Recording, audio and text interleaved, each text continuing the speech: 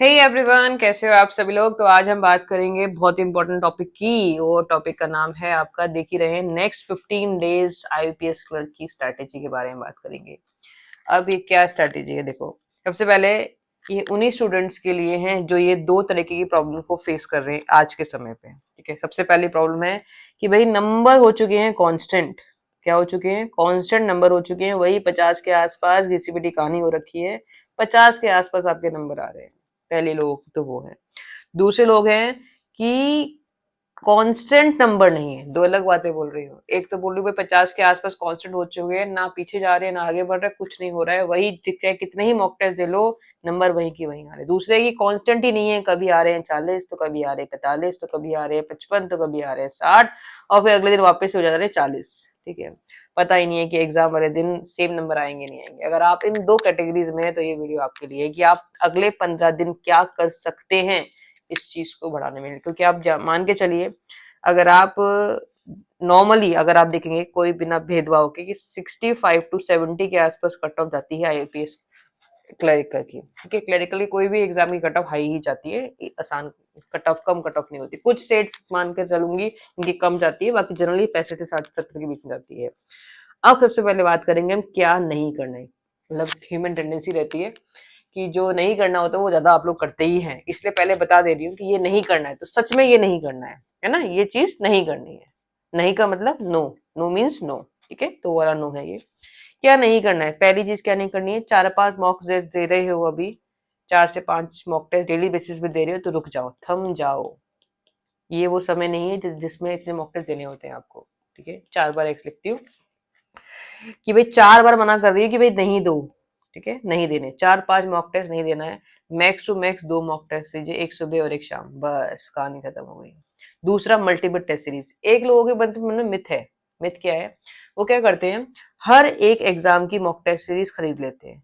जितने भी लोग मॉक टेस्ट बेच रहे हैं उनकी सवारी सबकी मॉक टेस्ट खरीद लेते हैं। और फिर सोचते हैं कि अगर मैं ये सारी मॉक टेस्ट, एक दिमाग प्लानिंग होती है, ये क्या है, दिल को बहलाना। ऑल इज वेल नहीं बोलते, वो वाला है ये, सेम ऑल इज वेल वाला कंसेप्ट है कि अगर मैं, ऐसे कैलकुलेशन है दिमाग में बिल्कुल फिक्स, अगर मैं ये सारी मॉक टेस्ट कर लेता हूँ या कर लेती हूँ तो मेरा सिलेक्शन हो जाएगा। ये भ्रम है बेटा, कुछ नहीं होता ऐसे। अगर ऐसा होना होता तो लोग बच्चे साल के पहले दिन सभी मॉक टेस्ट खरीद लेते हैं और लास्ट तक सारे दे लेते हैं, खत्म कर देते हैं और सोचते हैं अब तो सिलेक्शन हो ही जाएगा मेरा, पर ऐसा नहीं होता है। ठीक है, अगर आप ये दो गलतियां कर रहे हो तो मत करो। ठीक है, चाहे मॉक टेस्ट सीरीज एक ही की हो किसी की भी आपके पास तो वो भी चलेगी, ज्यादा मत खरीदिए। और सारी ही मॉक टेस्ट देना है ऐसा सोच के मॉक टेस्ट मत दीजिए। इससे केवल टाइम वेस्ट हो रहा है और कुछ भी इम्प्रूवमेंट नहीं हो रहा है। ठीक है, तो क्या नहीं हो रहा है मैंने बता दिया, किन बच्चों को देखना है वो मैंने बता दिया। अब मेन इंपॉर्टेंट बात तो रहेगी। तो इम्पोर्टेंट बात ये है, तो सुनिए कि क्या करना है।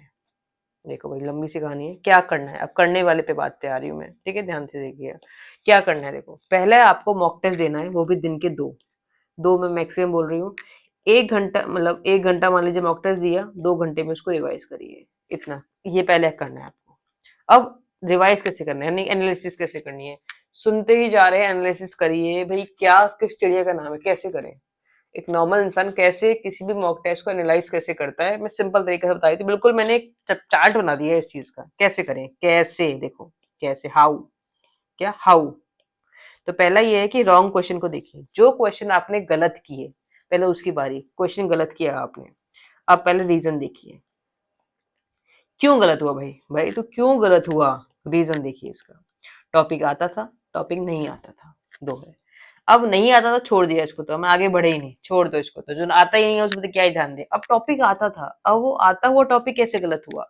क्या वो सिली क्वेश्चन था, सिली मिस्टेक थी, या कोई कंसेप्ट का वीक था? ठीक है, सिली मिस्टेक थी, सिली मिस्टेक को देखिए, इंप्रूव करिए। कंसेप्ट वीक था तो उसकी मतलब उसको सीखिए और प्रैक्टिस करिए।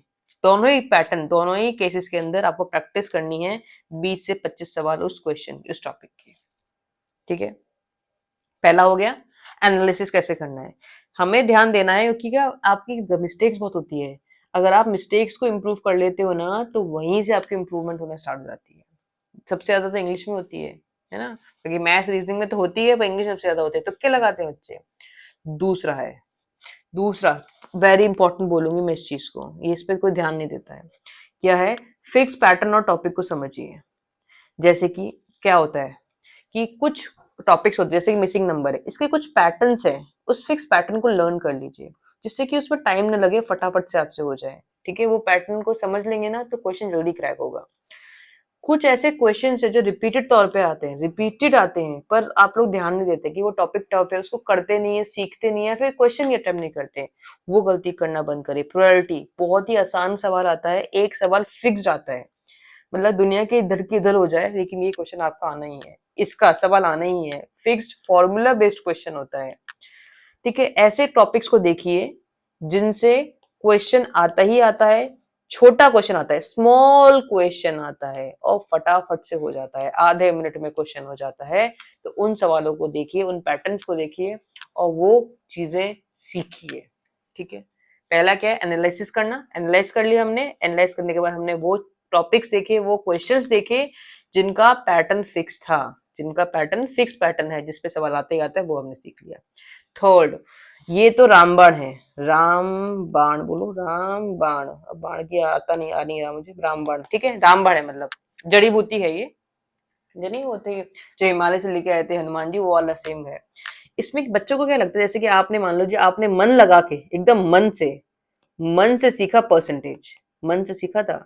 अब सवाल आ गया परसेंटेज का, आपका मन बोल रहा है भाई मैंने तो सीखा था, तो मुझे तो करना ही है, चाहे उस सवाल में 2.5 मिनट क्यों नहीं लग गए, 2.5 मिनट बर्बाद कर दिए, किस लिए? तो क्या अपने दिल को क्या बोल रहे थे, क्या ये तो मैंने सीखा हुआ है, ये इसकी तो मेरे साथ इमोशनल वैल्यू है, इसको तो मुझे करना ही है। ऐसा नहीं करना है। अगर सवाल में 2 मिनट से ज्यादा लग रहा है तो देखिए, या तो आप उस क्वेश्चन को सही तरीके से नहीं कर रहे तो उसका पैटर्न चेंज करिए। अगर फिर भी वो 2.5 मिनट ले रहा है तो सवाल को मत करिए, क्वेश्चन ही चेंज कर दीजिए। क्योंकि अगर वो 2.5 मिनट आपने वो उस सवाल में किया, 2.5 मिनट और लगा दीजिए, तो कम से कम एक डीआई हो जाएगी जिसमें 5 क्वेश्चन होते हैं उस 2.5 मिनट की। तो ये एक वेस्ट है, वेस्ट, जिसकी वजह से आप बाकी क्वेश्चन अटेम्प्ट नहीं कर पा रहे हैं। तो ऐसा वेस्ट हमें नहीं करना है। ये आपको लगता होगा कि भाई ये तो मैम ऐसे ही बोल रही है, पर ये सच बात है। अगर एनालाइज करोगे, अगर किसी क्वेश्चन में 2 मिनट से ऊपर लग रहा है तो आप टाइम वेस्ट कर रहे हैं। इसके जगह पे कोई और सवाल कर लोगे तो वो 2 सवाल हो जाएंगे आपके। ठीक है, अगर पेपर में कुछ आ ही नहीं रहा है तो इसमें लेके बैठे रहो तो बात फिर भी सही है, लेकिन अगर पेपर में आता है और आप एक सवाल 2.5 मिनट ले रहे हो तो देखिए, क्योंकि हर एक मॉक टेस्ट में आप देखोगे वहां पे टाइमिंग लिखा होता है किस क्वेश्चन में कितना टाइम लिया। तो देखिए क्या वो सवाल, उसको वैल्यू करिए, क्या उस सवाल की वैल्यू थी, कि उसकी औकात थी कि भाई वो 2.5 मिनट ले मेरा या नहीं ले। ठीक है, अगर आप इन तीनों चीजों में वर्क करेंगे तो आपके बिल्कुल इंप्रूवमेंट होगा, आपका जो कांस्टेंट स्कोर है वो भी बढ़ जाएगा। और अगर आपका जिगजैग वेग में आ रहा था वो आपका फिक्स हो जाएगा। फिक्स क्यों होगा कि आप सीख जाओगे कि भाई क्यों गलती हो रही थी, उस गलती को इम्प्रूव हो गया आपकी, सिंपल। ठीक है, सो आई होप वीडियो यूजफुल रहेगी। तो इसको एनालाइज करिए, इसको अप्लाई करिए और एग्जाम को क्रैक करिए। ठीक है, bye bye, take care and मिलते हैं, बाय बाय।